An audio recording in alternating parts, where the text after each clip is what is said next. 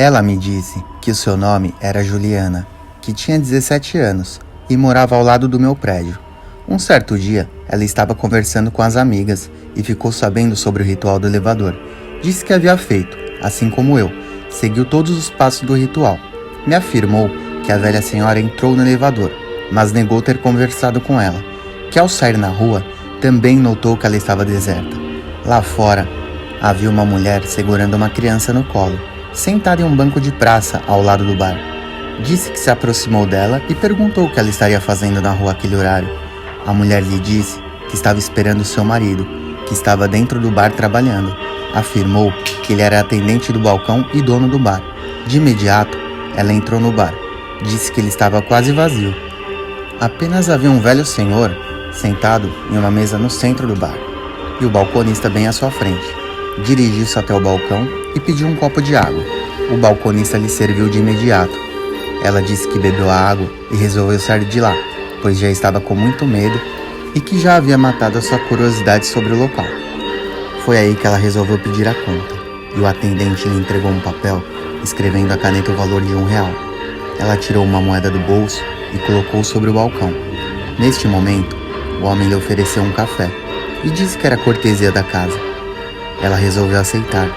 Tomou um gole do café, que estava frio e amargo. Percebeu um sorriso sarcástico no rosto do balconista. Após alguns minutos, ela começou a sentir muito sono e sentou-se em uma cadeira das mesas, pois não conseguia mais ficar em pé.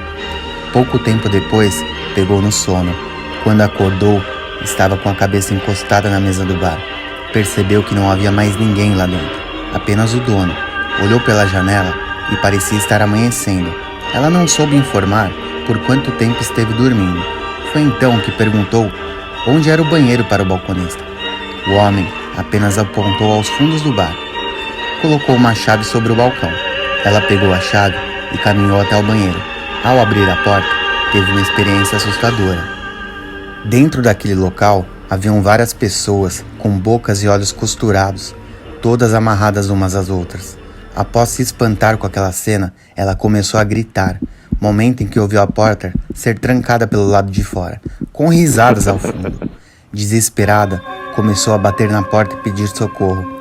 Cada vez que batia na porta, os risos pareciam aumentar, como se o seu medo alimentasse aquilo que estava lá fora. Após algumas horas lá dentro, ela não conseguia mais parar de chorar. Porém, encontrou uma pequena garotinha, que lhe perguntou o que ela estava fazendo no local, pois parecia não pertencer àquele mundo. Foi então que Juliana perguntou para a garotinha de que mundo que ela estava falando. A garotinha respondeu que ali todos estavam mortos, mas que ela não parecia estar morta. Juliana perguntou se a garotinha pertencia àquele local. A garotinha disse que estava ali para resgatar uma das almas, mas não era dela, pois ela não estaria morta. Foi então que a garotinha lhe apontou para uma janela que havia ao fundo daquele local e lhe disse para sair de lá antes que a velha senhora entrasse no local. Juliana resolveu perguntar quem era aquela velha senhora. A garotinha lhe disse que ela era uma caçadora de almas. Juliana então perguntou se a velha senhora estava morta. A garotinha respondeu que não se pode morrer aquilo que é eterno, que ela sempre existiu, desde o começo dos tempos. A garota disse que a velha era um anjo caído, um demônio condenado a vagar sobre o mundo dos vivos e dos mortos, capturando almas para o inferno. Perguntou então se a garotinha era um anjo, e a garotinha respondeu que sim, mas que não poderia interferir no equilíbrio, que aquele local era uma espécie de fronteira entre o céu e o inferno. Em seguida, disse para sair logo do local, pois a velha senhora estava voltando, e que não poderia fazer nada para ajudar caso ela chegasse até lá. Rapidamente saiu pela janela e na rua percebeu que já era dia. Caminhou até seu prédio, mas não o encontrou.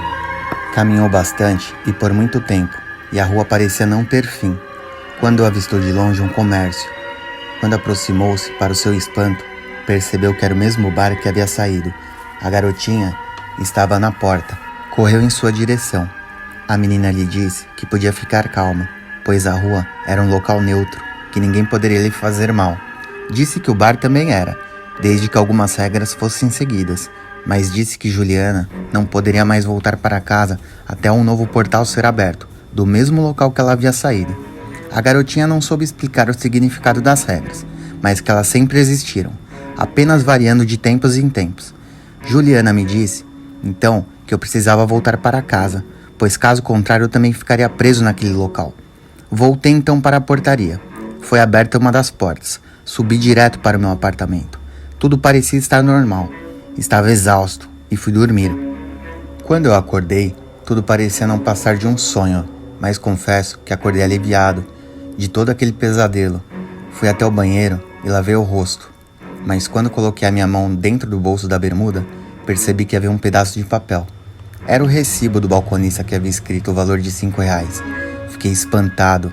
Quando virei o verso do papel, nele estava escrita a seguinte frase: se você está lendo isso, é porque teve muita sorte. Nunca mais volte. Aqui é a porta do inferno. Se voltar, ficará para sempre. Jamais brinque de novo com o desconhecido. Os demônios não gostam de brincadeira, nem de ser incomodados. Aquilo tudo me deixou realmente atormentado, mas ao mesmo tempo eu tinha que descobrir uma forma de ajudar a Juliana a encontrar uma saída daquele lugar, mas sabia que essa era uma escolha que poderia condenar a minha alma para sempre.